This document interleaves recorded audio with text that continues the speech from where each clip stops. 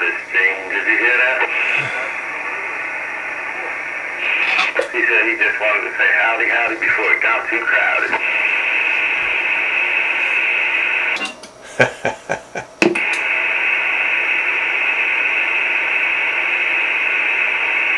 And tonight is Classic Radio Roundup, brought to you by SBE Sideband Engineers, Engineering Sideband, and AM2. That is correct. All right, Dave, this is the amplified desk mic for SBE.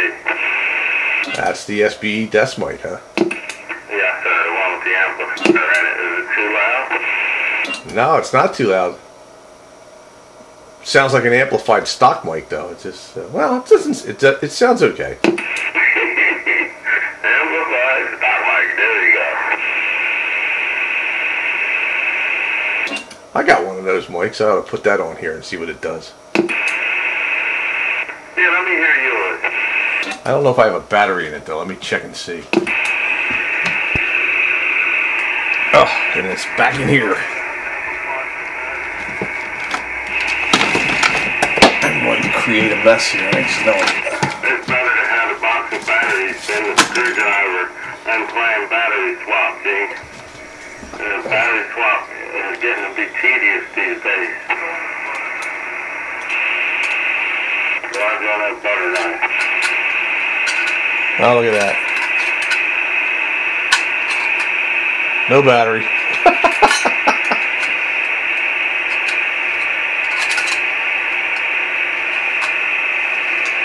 Gene, did the handheld mic sound better?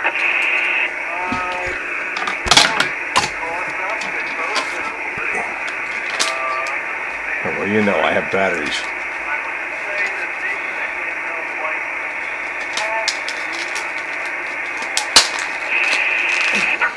Maybe I should turn it down a little bit. I've tried that down a little bit. Maybe it was being driven a little too hard. It is at about 50%.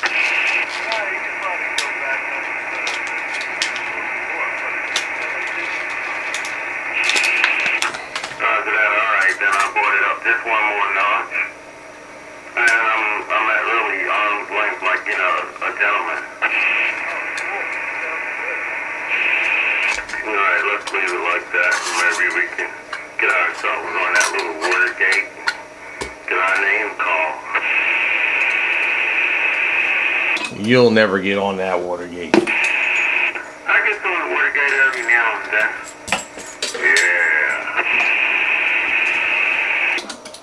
Yeah. Alright, let's see if this thing works. Alright, what am I doing here? There we go. Dirty pot. I will say that. Well, this is the SBE desk mic, don't you know? Alright, well that sounds alright. I mean, we don't sound like we're on trams or anything, but that's fine. Yeah, never settle for the best, right? Only what you have sitting in front of you. That's right. Can't be with the one you love. Love the one you live. There you go. Yeah. And if I was smart, I'd write a song about that. Yeah, man. It would probably go over, man, and make history. Yeah, it might even be in the top 100 one of these days. I think I should write me a rap. Give me a rap. I wanted to say howdy before it got crowded. Oh boy. No, it doesn't take much. You know, Dave, it could be worth millions. People can take that any way they want, you know? Jump around. You know, I just wanted to say howdy before it got crowded. Put a big heavy beat behind that, sell 1 million copies. Yeah, that's what I'm going to say tomorrow. I'm going to say howdy before it gets cloudy. And then the rain comes. Is it supposed to rain tomorrow? Late tomorrow. Probably like evening later. Alright, so I did the right thing then when I did the bicycle ride today. You know, I was going to put it off. I was really feeling bad, man. I was procrastinating. I had it all over me, man. And for some reason I got just a little burst of energy and I did it, man, and I did 12 miles. I did, Gene. I did. I felt better all the way from head to foot. Yeah, don't be like me. Don't be a procrastinator. So,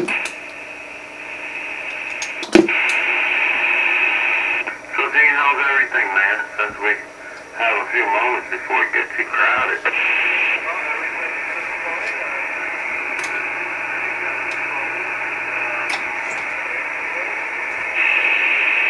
Roger that. My daughter was working down at the flower show, man. I didn't get down there. I was so busy, Gene, I just couldn't do it.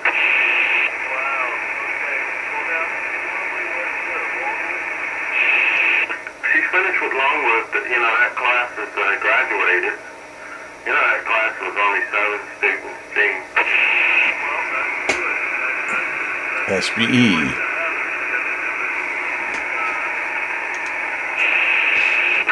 Yes, and for now she's with Temple. And she's going on with the study of hydroponics. They got some sort of internship thing going. I haven't gotten the details on it, but it looks like she's moving forward with it.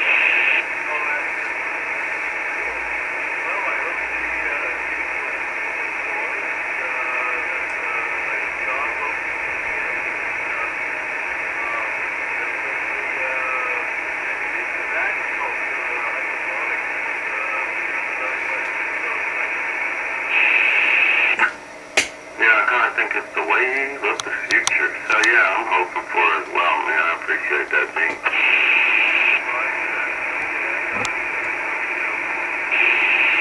10-4 on the night train. Alright, I'm back on the side, guys. We'll leave the lights on for y'all. What are you, Motel 6? This is the train station. The train station leaves the lights on for you. Okay. Alright, just had to make sure that we got that squared away. Alright, so you're still on the SBE with the SBE amplified mic? All SBE all the time. Roger that. Well, where's Pete at tonight? Pete will be late tonight. He said he had an engagement with his better half, and, you know, for whatever reason, he will be missing in action for some period of time. He said he will do his best to make it in here, but, you know, knowing outings with the better half, chances are he won't be in here. Well, you know, it's better sometimes to spend a little time with the better half. You know, it enhances your radio relationship. Yup, you gotta give a little to take a little. Alright, let me put this microphone back on. I think the other one had some funky distortions. Oh, you know what? No, it didn't. I'm just overloading my receiver because I pointed the beam down so I could hear Gene better, and it's pointing towards my my snooper antenna. So yeah, that's the distortion I'm hearing. I could have, well, maybe I'll. Which one do you like better, Train? Do you like the D104 or do you like the SBE mic? I guess we'll have to do the old swap and find out, because I wasn't really making a comparison. I was just trying to hear what an SBE microphone, amplified microphone sound like, which to me, that's all right, the way it sounds. So let's see what the D104 does. Well, this is the D104. I switched them. Alright, then go back to the SBE for me. Alright, let me go switch it and calibrate your eardrums.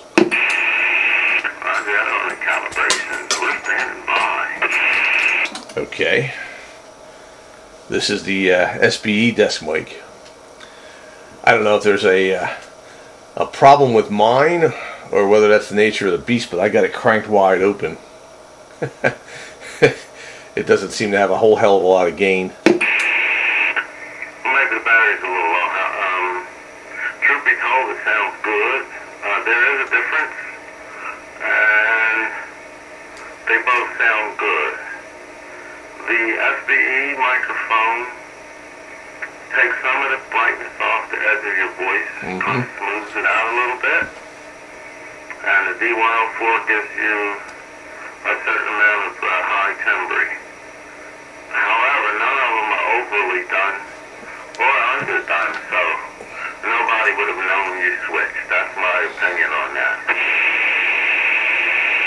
Well, somebody with a good ear would have noticed.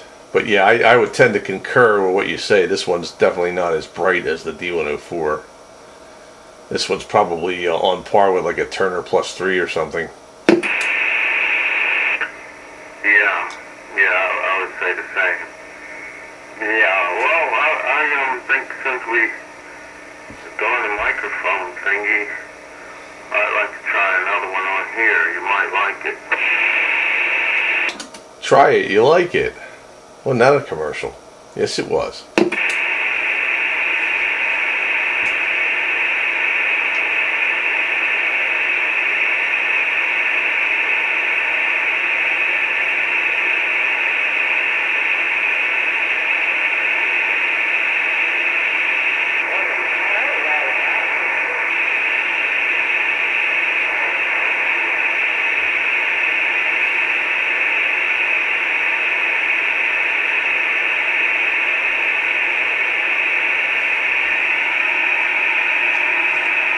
Smudges, yays.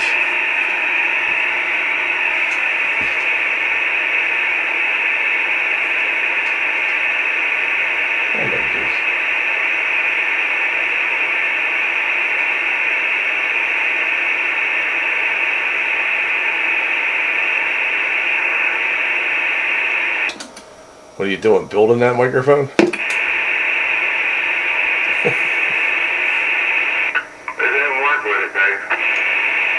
Aha. They were not kidding. Oh, that's no good. That was the one I was going to try with that Schuler 444, I think it is. Yeah, 444, but it didn't work with the SBE, so that was the end of that. Yeah, I used to have a Shure 444. It was an interesting microphone. It worked really good with my Midland 13885 because that thing had gobbles of gain. That thing sounded loud like a power mic. Other radios, it didn't sound quite so good, but it certainly did work good on that Midland. I happen to like the 444 for the size of that diaphragm. I just think that it, has a better bass response than the average microphone, but unfortunately, it ain't working. I wonder if, we might be able to, I don't know, it seems that, that would be the opposite way, so no, that wouldn't work. Alright, so, I guess the only thing I have here, Dave, is maybe like a little Ranger stock mic, which works really well with my voice. I think that's about the only thing we have that'll work with this radio. Well, I could certainly try a couple of different mics, but that would mean I'd have to get up. Oh, the horror of it all. Yeah, man, my sentiment. Yeah, I mean, I got that old age thing going on here, and back hurts, knees hurt, Tell me what else is new. Well, there's nothing new. It's all old. That's the problem.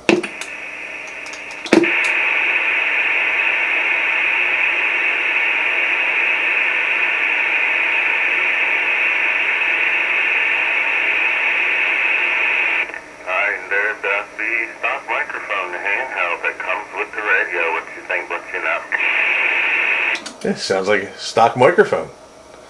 No mystery there. No mystery, nothing to uncover. Nah, call Scooby-Doo, tell him to stand down. Roger that.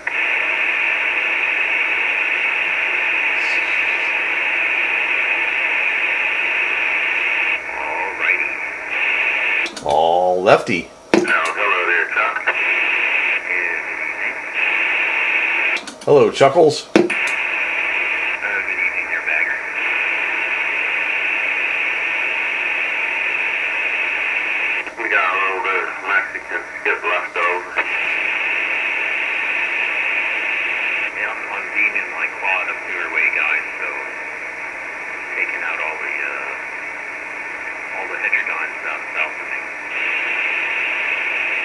Yeah, having a beam's great, man. Just pointing away from that nonsense. That's right. Yeah, this thing's like a brick wall, man. Well, maybe all we need to do is put a bunch of beams like that along the border, and we wouldn't need to build a brick wall.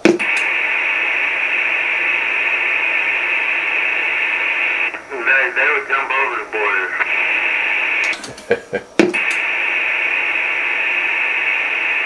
Or they would swim.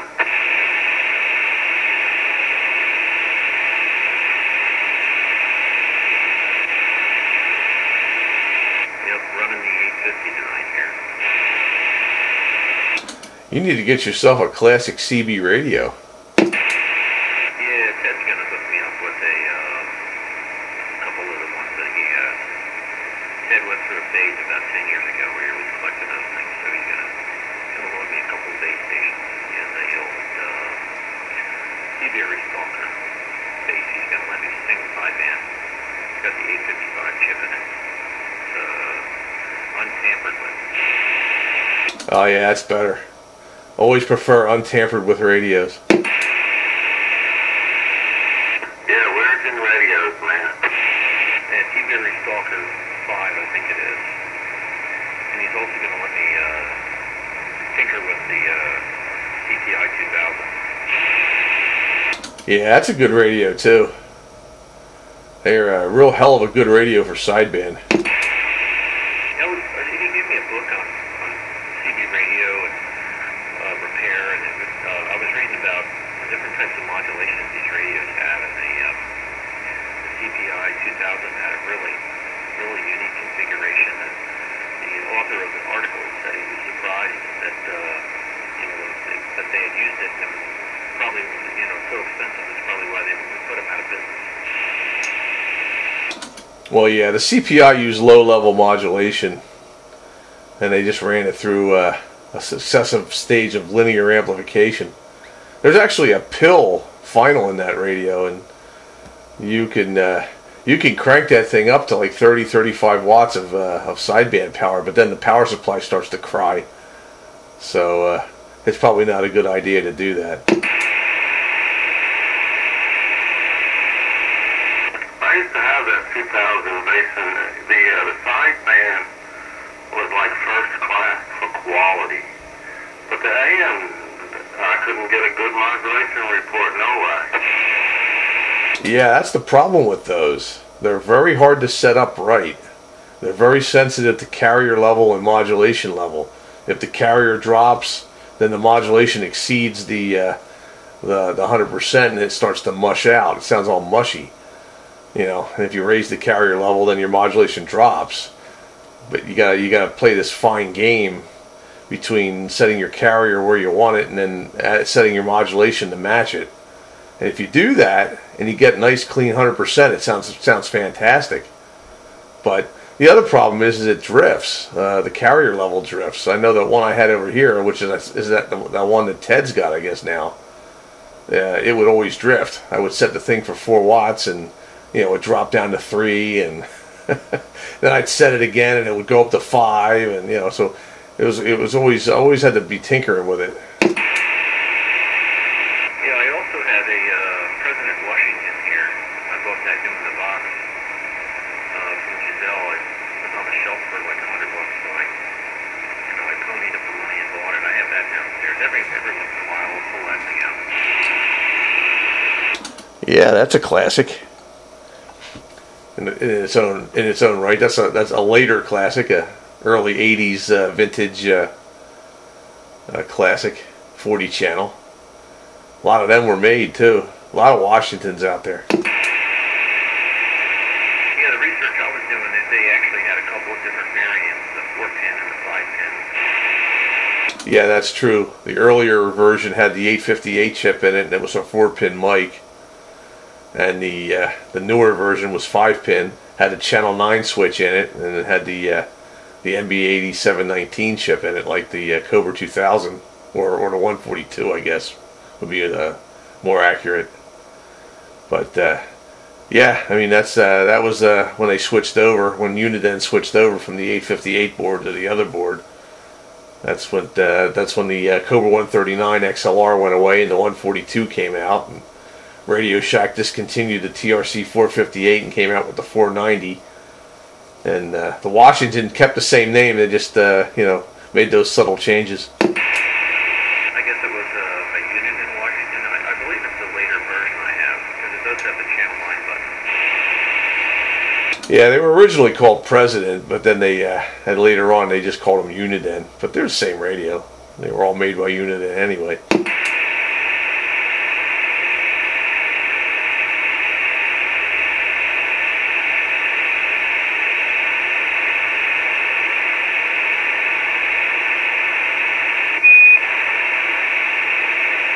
Yeah, I was thinking of feeding the audio into the balanced modulator on that, but I don't know how well that thing would like it. What? On the Washington? Yeah. Well, feeding the audio into the balanced modulator is what you do for sideband. Yeah,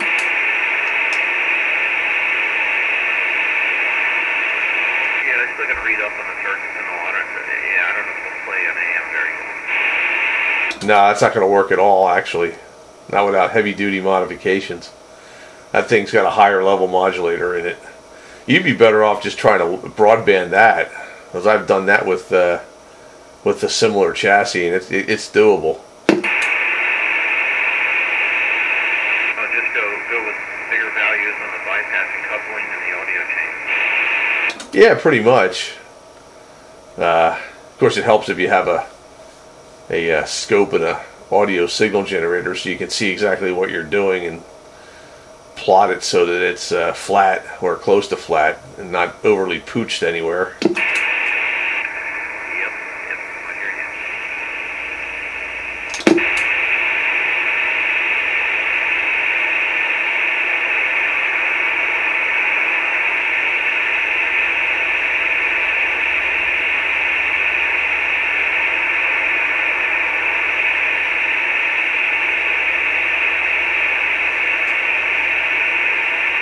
Yeah, this is an amplified D104. Why is it too loud?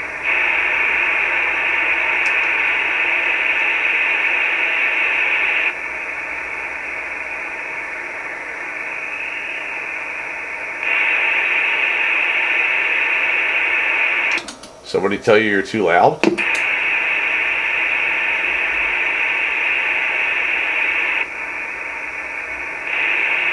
Now you got no audio. Okay, very good. That's kind of what I was hoping for. With the mods that I did to this thing, it was really hard to get the bass response out of it.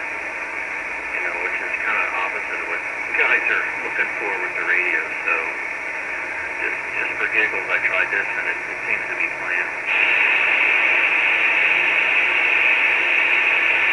D104 actually works well on that radio.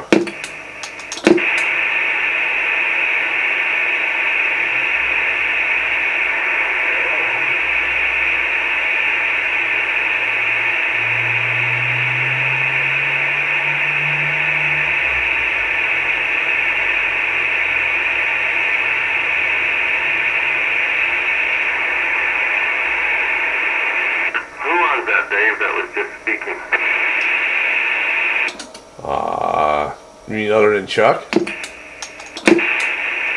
it totally sounds different.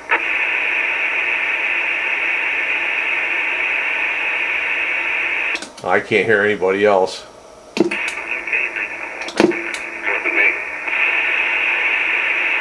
Somebody got crunched up and somebody doubled with someone else. So who was it with the D104 or with the radio that they modified not to take in too much bass? That was Chuck. All right, Chuck. Yeah, this is my TS-850 Kenwood with I'm feeding the balanced modulator direct, and I have a small mixing board, and this is an amplified D104. Roger that, Chuck. That sounds nice. Yeah, surprisingly they do work okay. I put the D104 on my Galaxy, and with enough bass boost on the bottom end, it actually sounds pretty good.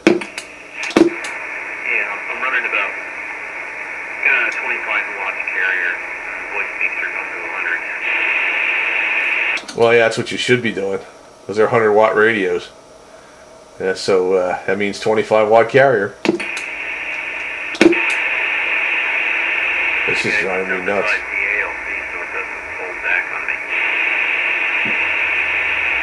Oh, yeah. Yeah, that could be a problem sometimes. Some radios, though, the ALC really doesn't do anything on AM. It only kicks in on sideband, but I guess it depends on the radio. Well, I know on my ST102 and my IC718, it's a major issue.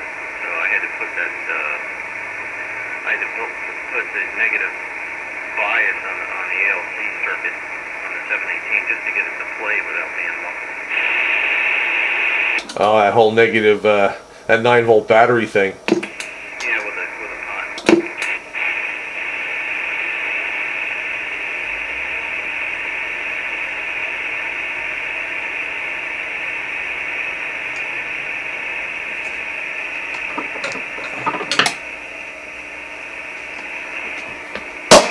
Yeah, it's the amp.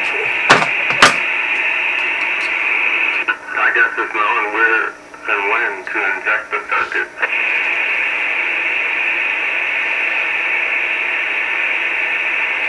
Yeah, it's jiggery pokery.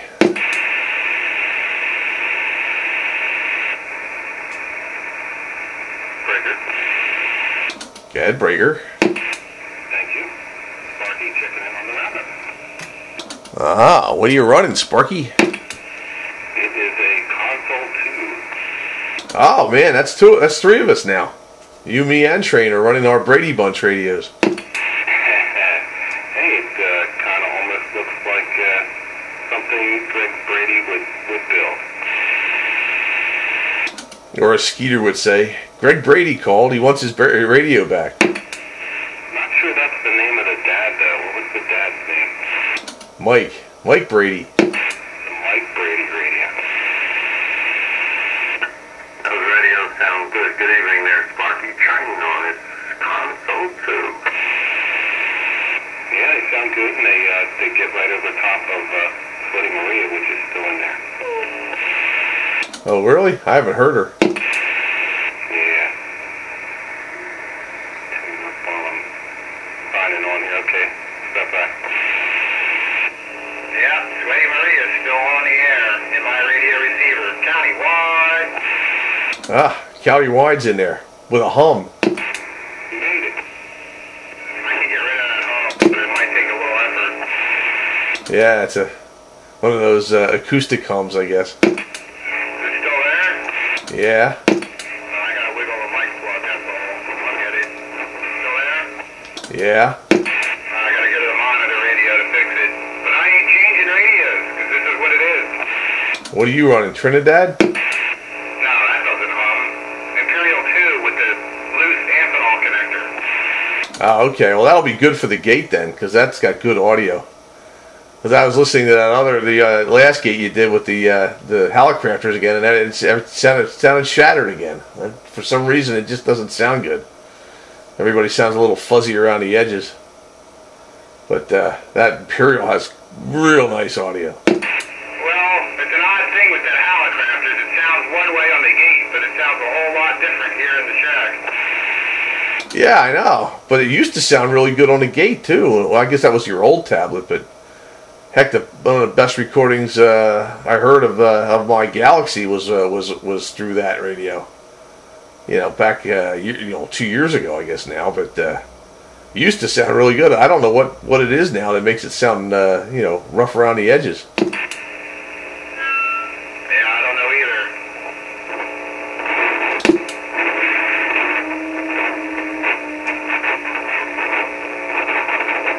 I can't get rid of this hum.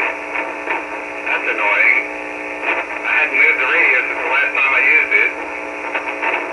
But I guess the mic connector got bumped into. There it is. Ha ha ha. Just have to move it around to the right position. But it's gone now. Monitor radio helps. And I don't know what it is about that Halicrafters and not coming through on a tablet as good as it sounds here in the shack, because it's about the best high fidelity radio I have sitting here in person. But good evening all on Classic Radio Roundup. Night Train, Sparky, Sandbagger, Chuck down there in Chester County, and whoever else, all the Sandbaggers. 27115 Classic Radio Roundup. Yeah, I was doing my video gating for the first half hour or so, just because I knew you weren't going to be there. But I'll probably stop that because the file size gets way too big. Well, you got to save it in GP3, and that's all right. You get the first part, and I'll get the rest as it's rolling. Hello there, Countywide. Night Train on his Console II from SBE, along with a SBE amplified microphone. So this way, we know what we're running when we're here at the gate.